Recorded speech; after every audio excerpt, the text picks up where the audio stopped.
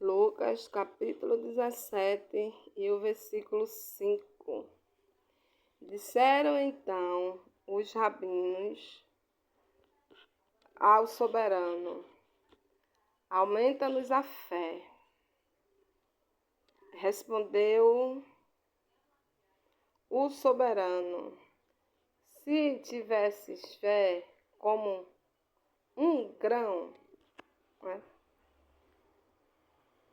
Como um grão de mostarda, direi a esta moreira: desarraiga-te e planta-te no mar, e ela vos obedeceria. Eu quero chamar a atenção de vocês para isso aqui, ó. Tem pessoas que quando lê esse versículo, tanto na Bíblia, né, traduzida normal, como nessa, fala assim: se tiveres fé do tamanho do grão, e não é do tamanho, tá? Não é do tamanho, é se tiveres fé como um grão de mostarda, tá? Depois eu vou falar mais sobre isso, porque o que eu quero falar agora é sobre os discípulos mesmo, né? Os discípulos não estavam fazendo nada naquele momento e queria que o Machia alimentasse a fé deles, né? Como se fé fosse algo que você dá a alguém, como se a fé pudesse ser aumentada do nada. Então o Machia disse: a fé de vocês só vai crescer vocês usando ela, entendeu, gente? A minha fé não vai crescer do nada. Eu preciso usá-la, eu preciso adquirir experiência. Então, quanto mais eu uso ela, mais ela cresce, porque todos nós, desculpa, gente, a poeira, quando eu levo poeira fica assim. Todos nós temos uma medida de fé. Só que um número grande de pessoas não usa a fé que tem, tá? Eu uso a medida de fé que eu tenho, né? Vivendo experiências, me arriscando, acreditando no impossível. Como é que a fé de Davi foi crescendo? Quando ele teve a fé para encarar o urso, aí ele teve a fé para encarar o leão, e aí ele teve a fé para encarar Golias, né? E aí ele teve a fé para encarar todos os desafios da vida dele. E ele foi vencendo. Ele exercitou a fé, né? Ele exercitou a fé dele. Davi não foi tremendo enfrentar Golias. Ele olhou para Golias e disse: hoje mesmo, Yud-Re, Vav-Re, né? No caso, Yah, porque Davi chamava o Eterno de Yah. E ele falou: hoje mesmo Yah vai te entregar nas minhas mãos, e eu vou cortar a tua cabeça, e o nome de Yahvé será glorificado. E todo mundo vai saber que tem um Elohim em Israel. O problema das pessoas hoje, elas até têm a fé de vir para a igreja, né? De ir para a igreja, mas depois ela não tem fé para mudar o coração, não tem fé para renovar a mente, tá? Não tem fé para deixar o passado, não tem fé para deixar os vícios, não tem a fé para dar os passos necessários para viver todos os milagres que o Eterno tem com elas. Aí elas vão estagnando até que desistem e se entrega aos problemas, às insatisfações, às decepções, porque elas ficam esperando que a fé delas vai aumentar, sem elas fazer nada. A sua fé só aumenta à medida que você age, tá? Ela, né? Ou seja, você tem que usar a sua fé. Mas o que acontece com muita gente quando a situação não se resolve no tempo que ela acha que deveria ser resolvida, ela entra em pânico. Ela deixa a angústia tomar conta, né? Vamos aqui para João. João 20 e o versículo 24. Ora, Tomé, um dos 12, chamado Dídimo, não estava com eles quando veio Yahushua, né? Então, assim, vamos ler um pouquinho mais, né? Diziam-lhes, pois, os outros, talmidim significa discípulos, tá, gente? Diziam os outros talmidins, aqui, ó, em hebraico aqui, ó, discípulos. Porque tirei a câmera porque fica melhor para me ler. Porque a câmera às vezes fica embaçada, mas afastei o celular que dê para me ler na palavra e que dê para vocês verem também. Então vamos lá, diziam-lhes, pois, os outros talmidins, discípulos, vimos a Machia, né? Soberano, ele, porém, lhes respondeu, se eu não vi o sinal dos escravos nas mãos e não meter a mão no seu lado, de maneira nenhuma crerei, né? 8 dias depois, estavam os talmidins, aqui ó, talmidins, discípulos, tá? Outra vez ali reunidos, e Tomé com eles chegou, e Yahushua, estando as portas fechadas, pôs-se no meio deles e disse, Shalom Aleichem, né? Shalom Aleichem. Depois disse a Tomé, chega aqui o teu dedo e vê as minhas mãos. Chega a tua mão e mete no meu lado, e não mais sejas incrédulo, mas crente. Crente, ou seja, aquele que crê, né? Aquele que acredita. Respondeu-lhe Tomé, soberano meu e Elohim meu. Disse-lhe Yahushua, por que me viste e creste? Bem-aventurados os que não viram e creram, né? E Tomé reagiu como a maioria age, né? Por aí, igual, né? O mundo age, se vê, né? Se vê, crê. Mas Tomé estava andando com Machia há muito tempo, né? E tudo o que estava acontecendo, ele tinha ouvido que ia acontecer. Tomé era um crente incrédulo, tá? Mas bem-aventurado aqueles que creram para depois ver. Então o justo vive pela fé.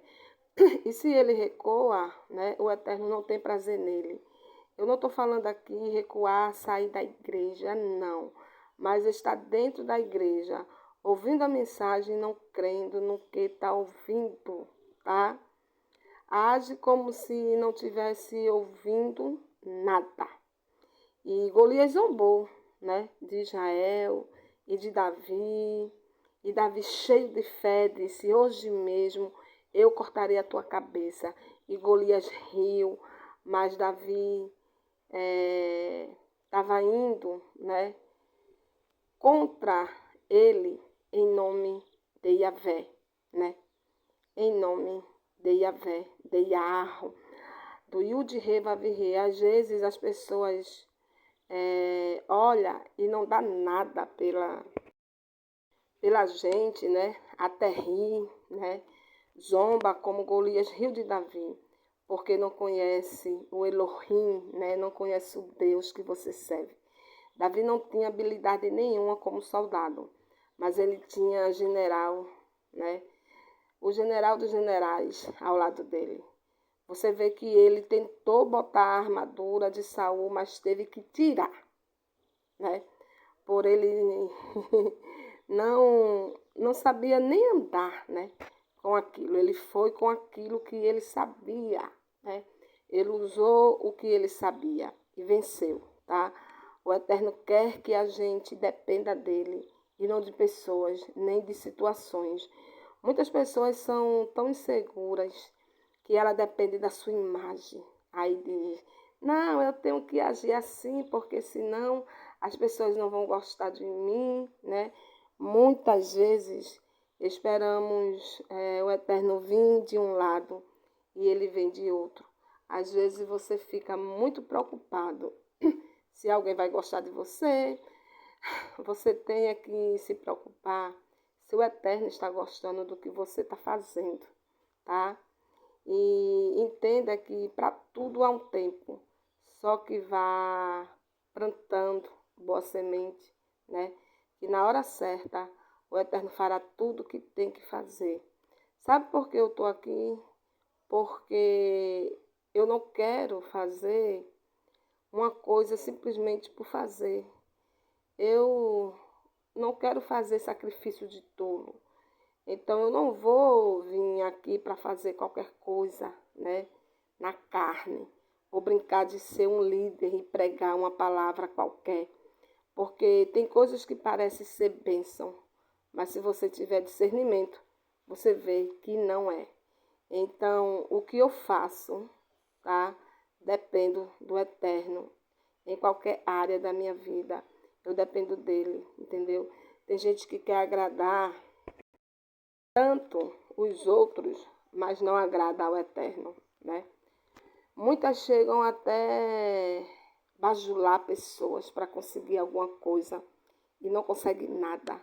Seja você mesmo e agrade a Elohim, agrade a Deus, agrade ao Eterno e confie que Ele vai fazer.